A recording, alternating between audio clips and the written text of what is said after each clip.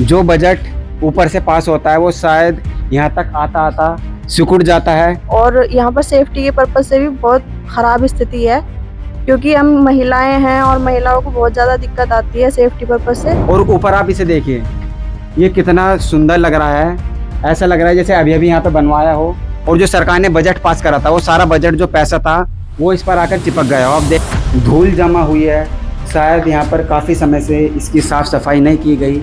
वैसे तो जो पुरुष हैं उनको भी बड़ी दिक्कत होती है, क्योंकि टॉयलेट की सुविधा तो सभी को चाहिए। तो गवर्नमेंट बिल्डिंग भी हैं, लेकिन जो गवर्नमेंट बिल्डिंग हैं वो भी ख़राब हुई पड़ी हैं, उनकी भी ऐसी स्थिति नहीं है बैठने लायक कि ना तो यहाँ पे पानी की सुविधा है, ना यहाँ पे बिजली की सुविधा है। ये छत भी इस तरह से कब गिर जाए इसका कुछ अंदाजा नहीं है। दीवारों पर दरारें हैं। जो यहाँ महिला होते जी यहाँ से तो और सही बात बताते जी, दवाई दे देते और अच्छी तरह। एक डॉक्टर हो जी, एक और हो जाता है यहाँ महिला। अच्छा, जैसे आप यहाँ पे आए हो दवाई लेने, तो किस तरह का इलाज होता है? तो दवाइयाँ पूरी नहीं मिलती। जैसा लौंडा। अच्छा अच्छा, ठीक है जी। यहाँ पर कोई भी कभी भी आके जो अभद्र व्यवहार करने वाले लोग हैं वो कभी भी आ जाते हैं और हमारे साथ बदतमीजी करते हैं। बहुत अच्छी तरह, अच्छा बहुत अच्छी तरह बात करो, बहुत अच्छा मोहब्बत का लौंडा। अच्छा। यहाँ पे जो है एक ही डॉक्टर बैठ रहे हैं, अकेला डॉक्टर क्या क्या करेगा।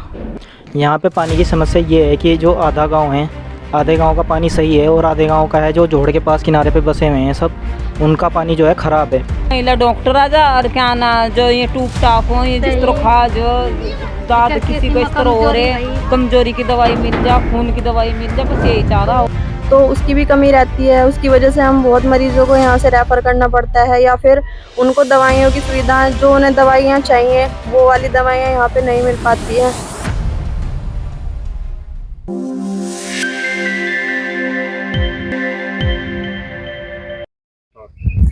नमस्कार दोस्तों, मेरा नाम है आकाश और आप देख रहे हैं जनपक्ष मीडिया।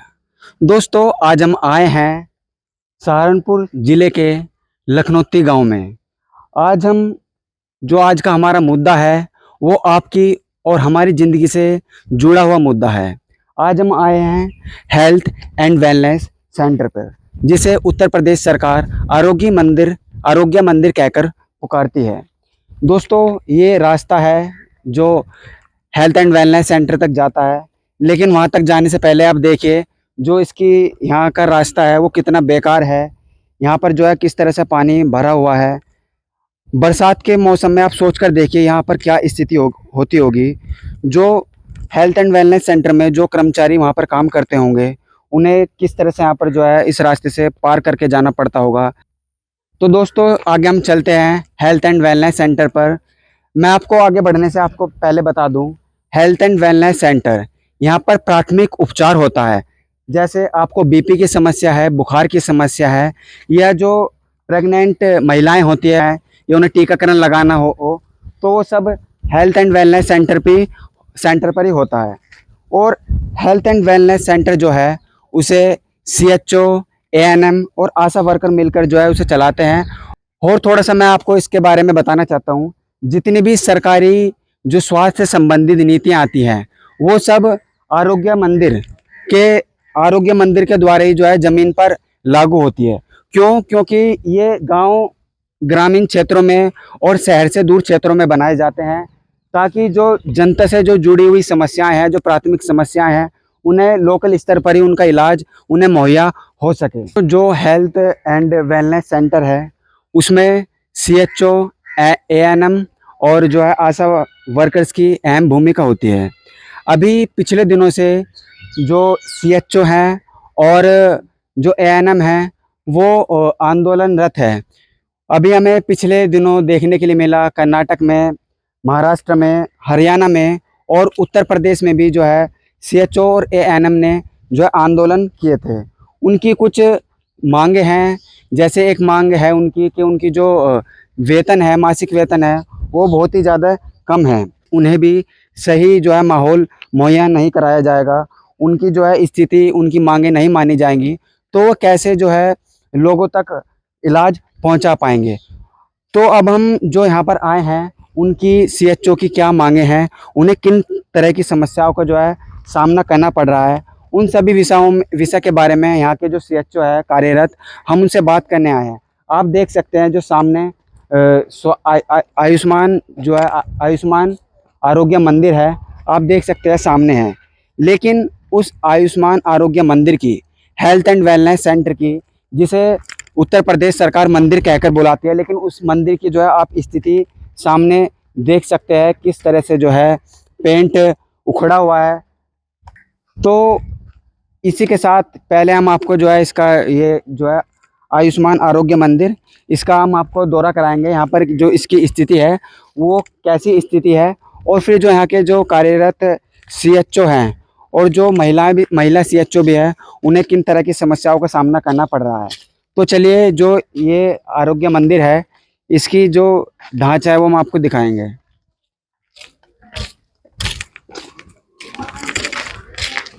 यहाँ पर एक नल भी है जो शायद बंद है, तो हम यहाँ पर आगे आते हैं।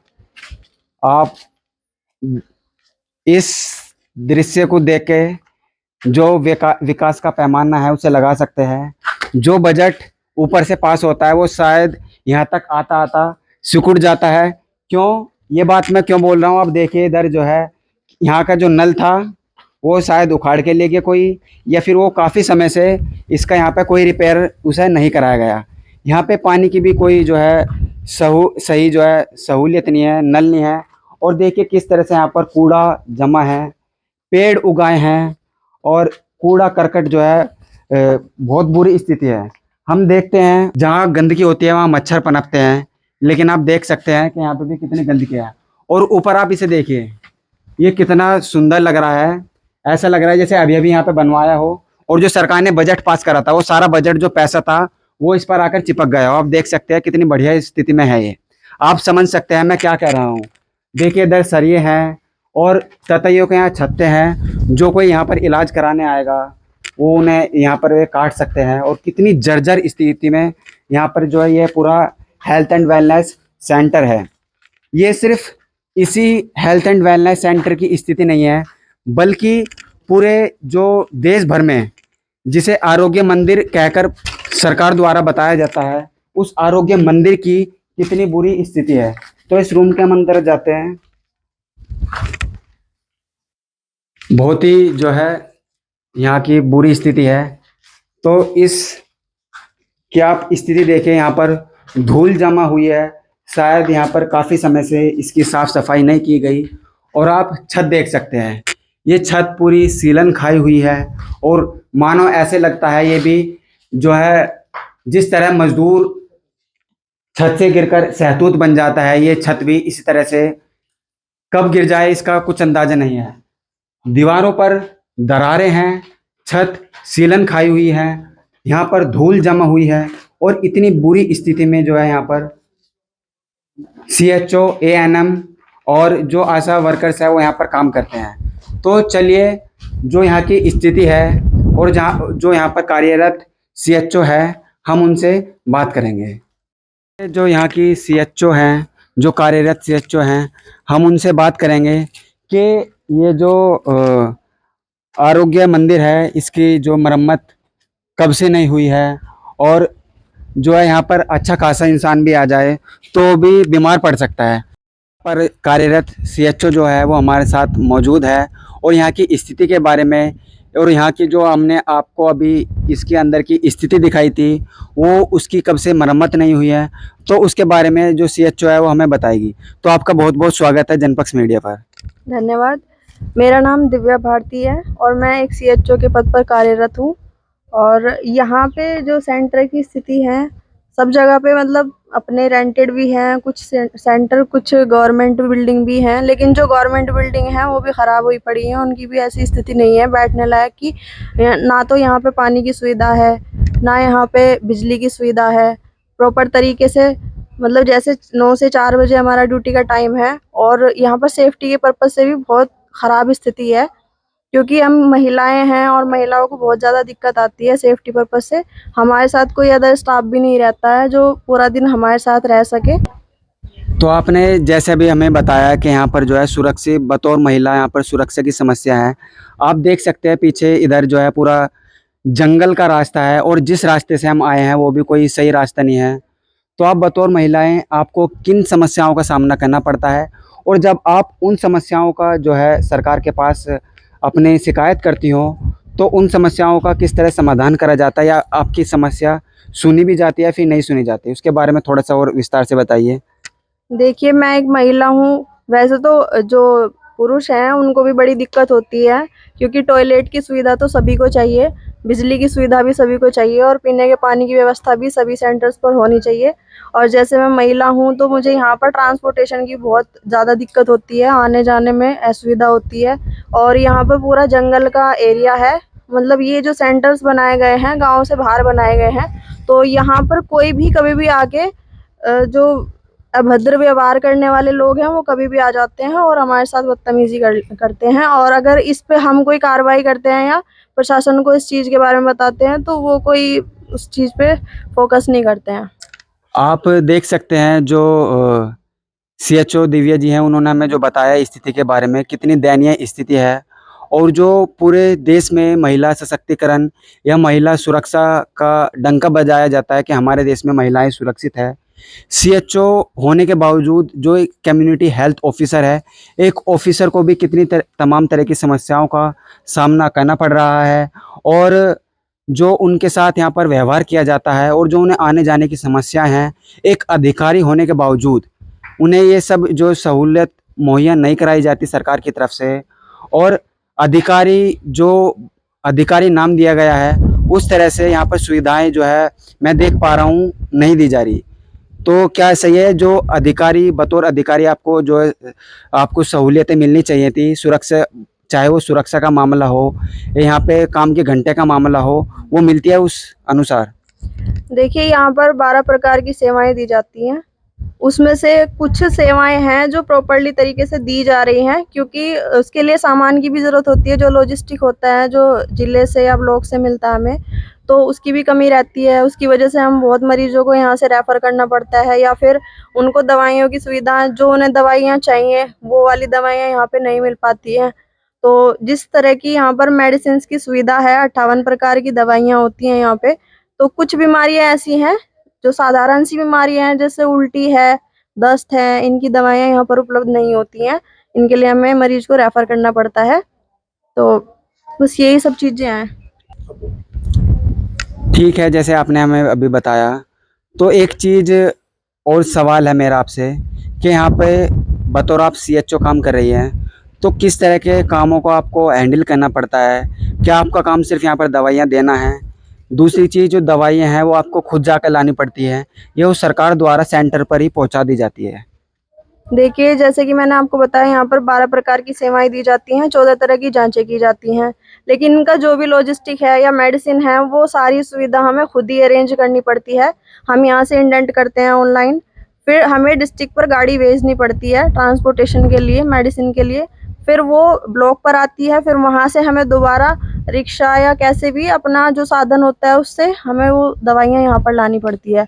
ऐसा कोई भी नियम नहीं है, ऐसा कोई भी कानून नहीं है कि वहाँ से हम डिस्ट्रिक्ट पे इंडेंट करें और डायरेक्ट वहाँ से दवाइयाँ हमारे सेंटर पर उपलब्ध हो जाए।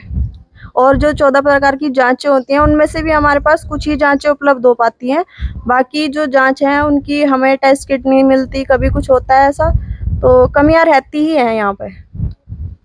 तो आप देख सकते हैं जो नेता या जो मंत्री अपने इंटरव्यू में या फिर जो वे एडवर्टीज़मेंट करते हैं उसके माध्यम से बताते हैं कि हमारे पूरे देश में जो है स्वास्थ्य की व्यवस्था सब में बढ़िया है और हमारा देश जो है पूरे विदेशों में डंका बज रहा है।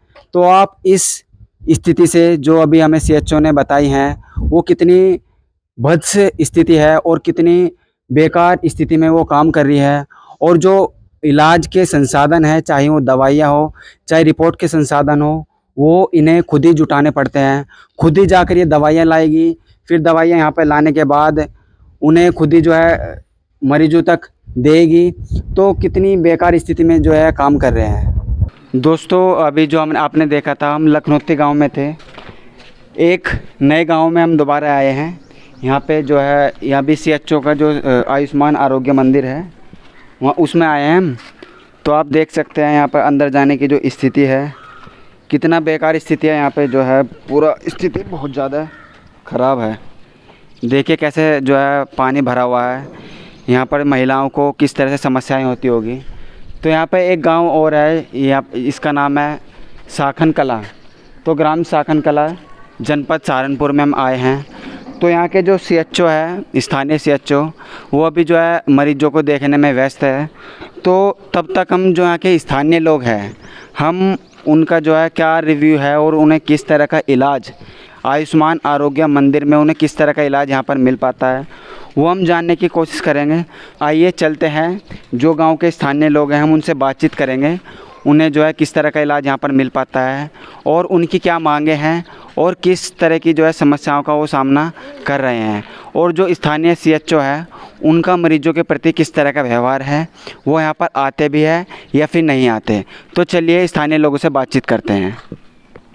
दोस्तों, अब जो हम गांव के ही स्थानीय लोग हैं जो आयुष्मान आरोग्य मंदिर के मतलब लाभ उठाते हैं, तो वहाँ पर हम स्थानीय लोगों के पास आए हैं, वो उन्हें किस तरह से इलाज मिलता है तो हम उनसे बातचीत करेंगे। माता जी नमस्कार। ये तारो बस। अच्छा, जैसे यहाँ पर है सीएचओ है, यहाँ पे बैठते हैं, हाँ, तो फिर वो मतलब किस तरह की यहाँ पर आसपास के लोग जो जैसे दवाई लेने जाते हैं तो उनका क्या रवैया होता है? बढ़िया दवाई दे रहे भाई। अच्छा अच्छा बढ़िया दे रहे, सब सारा कहाँ ले जा, अच्छी तरह दवाई दे रहा। अच्छा, हाँ, तो तारे जैसा लौंडा। अच्छा अच्छा, ठीक है जी। तो जैसे यहाँ और दीदी आपको मतलब यहाँ की जो सेवाएं मिलती हैं, आपको उन पे क्या मानना है, जो यहाँ पर आयुष्मान आरोग्य मंदिर में जो सीएचओ बैठते हैं? ठीक दवाई दे जी, बढ़िया डॉक्टर जो भी जाओ नहीं दे। अच्छा, उनका जो सीएचओ उनका रवैया कैसे होता है, जो पेशेंट आते हैं उनका मतलब वो पेशेंट से किस तरह से बात करते हैं? बहुत अच्छी तरह। अच्छा, बहुत अच्छी तरह बात करो, बहुत अच्छा मोहब्बत का लौंडा। अच्छा अच्छा, डॉक्टर ठीक। बहुत अच्छी तरह बात करो, बहुत अच्छी तरह बिठाओ सबको बेचारा। तो जैसे यहाँ पर जो सीएचओ है वो एक पुरुष है, लेकिन हम देखते हैं जो महिलाओं को अपनी कुछ समस्याएं होती है, अगर एक महिला भी यहाँ पर सरकार मुहैया करा दे यहाँ पर इस सेंटर पर, तो उन्हें जो है और अच्छी तरह से सुविधा मिल सकती है। तो ये समस्या वाकई में यहाँ के जो स्थानीय लोग हैं और जो महिलाएं हैं उनके सामने है भी या नहीं, तो हम जानना चाहेंगे यहाँ पर क्या महिला सीएचओ है या नहीं है? हाँ जी, एक ही डॉक्टर आओ जी यहाँ से, और डॉक्टर आ जाओ तो और सुविधा हो जाएगी जी। अच्छा, जैसे यहाँ पर कोई महिला सीएचओ या फिर उस तरह के डॉक्टर नहीं है, तो मतलब इस तरह की कुछ समस्याएं भी आती है। अगर आपको लगता हो कि महिला अगर यहाँ होती तो हम थोड़ा उन्हें और अच्छे तरह से बता पाते अपनी समस्या। सही बात है जी, जो यहाँ महिला होती जी यहाँ से तो और सही बात बताते जी, दवाई दे देते और अच्छी तरह। एक डॉक्टर हो जी, एक और हो जाता है यहाँ महिला। तो जैसे दीदी है, उन दीदी का मतलब कहना यह है कि एक जो फीमेल डॉक्टर, महिला डॉक्टर वो भी होना चाहिए, और अभी सिर्फ एक ही सीएचओ है। इनकी एक मांग ये भी है कि लगभग एक से ज़्यादा सीएचओ यहाँ पर इस सेंटर पर होने चाहिए। तो यहाँ पर जो है स्थानीय कुछ लोग हैं, हम उनसे भी बातचीत करेंगे। तो जैसे एक भाई है यहाँ पे हमारे, इनसे बातचीत करेंगे। नमस्कार भाई, कैसे हो आप? नमस्कार जी। नमस्कार सर। क्या नाम है आपका? मोहम्मद मुरसलीन है मेरा नाम। अच्छा, तो आप इसी गांव के हो? जी, मैं सामने ही रहता हूँ यहीं पे ओपीडी के तो सामने। जैसे यहाँ पर ये आरोग्य मंदिर है, आयुष्मान आरोग्य मंदिर, जी, इसमें किस तरह की जो सुविधाएं हैं और जो इलाज है वो आम लोगों को दिया जाता है? यहाँ पे जो है एक ही डॉक्टर बैठ रहे हैं और वही सारा काम कर रहे हैं। अकेला डॉक्टर क्या क्या करेगा? यहाँ पे सुविधा तो आ गई, पर ये जो अभी दूसरे वाला नया बना है जो, वो अभी खुल नहीं पाया और ना ही यहाँ पे डॉक्टर आ पाए।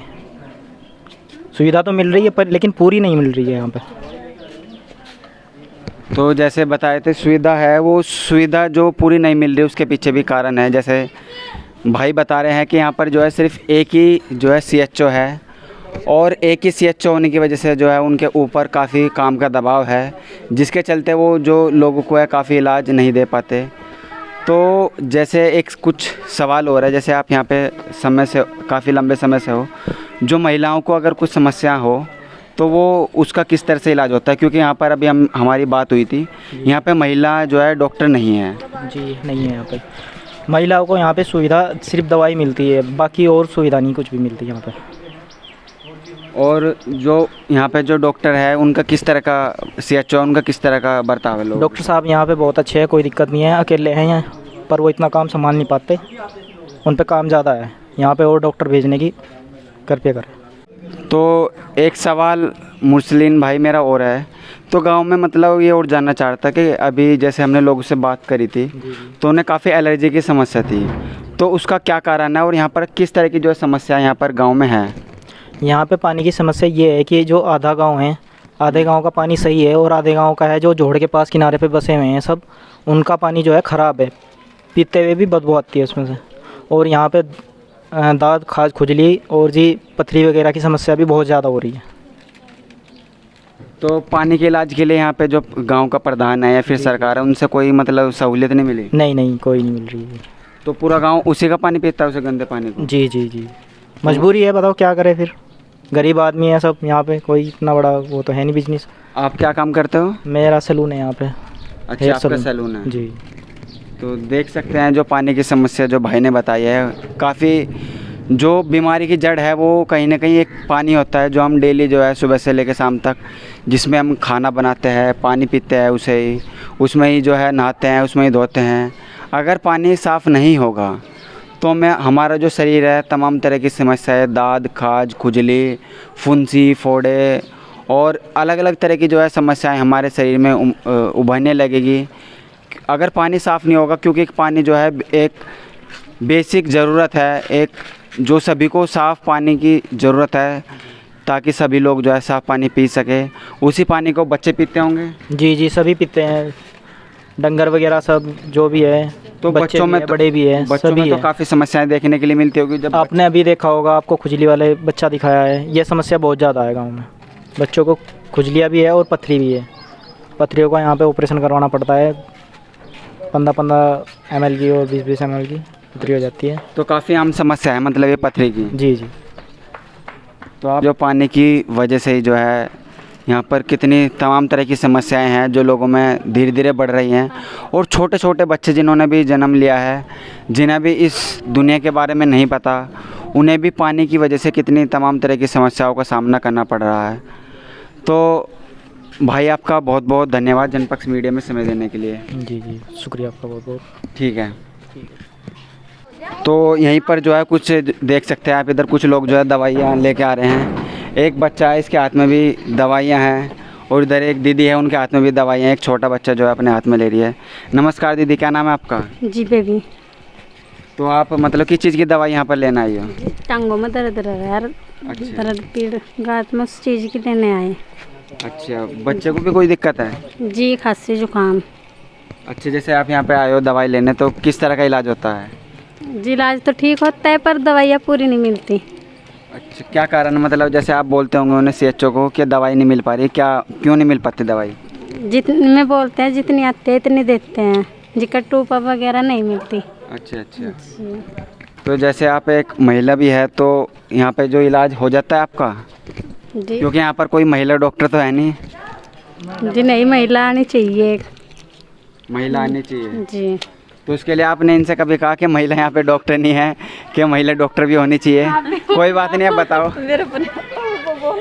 कोई नहीं, देखो हंसने वाली बात नहीं, ये हमारी देखो हमारी समस्या है। अगर हम अपनी समस्या नहीं बताने के बस भाई तो ये महिला डॉक्टर आ जा, और क्या ना जो ये टूप टाप हो, ये जिस तरह खा जो दाद किसी को इस तरह हो रहे, कमजोरी की दवाई मिल जा, खून की दवाई मिल जा, बस यही चाह रहा हो। अब यहाँ पर कोई एक बच्चा बोल रहा था, उससे मतलब खुजली और दाद है उसका है। अच्छा बेटा बता दे क्या हो रहा? खुजली हो रही है। इसका इसका भी बहुत सारी, इधर आओ एक बार, इधर आओ। वही इसका भी बहुत है। क्या हो रहा आपके? एलर्जी हो रही है।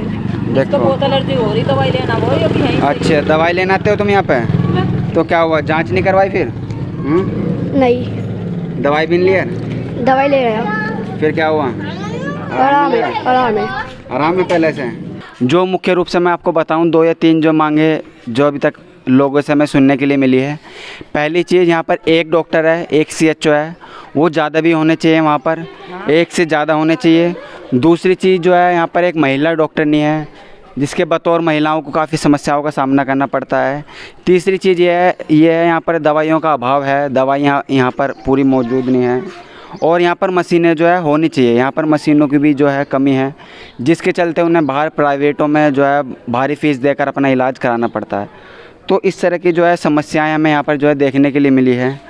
तो इसी तरह से जो हम एक CHO यूनियन उत्तर प्रदेश है, जो CHO का एक संगठन बनाया हुआ है, जिसमें ANM है, आशा वर्कर है और CHO है।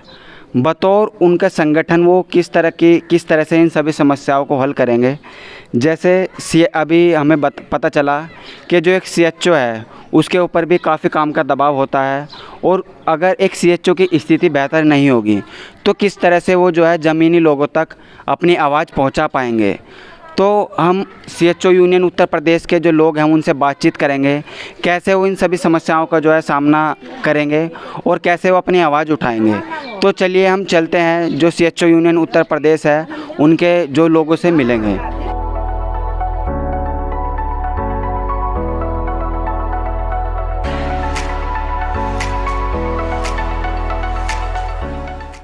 CHO यूनियन, तो सबसे पहले मैं ये जानना चाह रहा हूँ, आप हमारे दर्शकों को बताएं CHO कौन होता है और उनका क्या काम होता है। ये हम लोगों ने जितना भी संघर्ष किया है ना CHO कैडर के लिए, वो सब हम लोगों ने चित्र के माध्यम से दर्शाया हुआ है। ये हम लोगों ने सरकार की जो ये नीति है ठेका प्रथा, जो प्राइवेट संस्थाओं को बेच दिया गया है, ये बिल्कुल भी सही नहीं है। इसमें जितने भी कर्मचारी हैं सभी पीड़ित हैं और ये गलत नीति है और इसका हम विरोध करते हैं।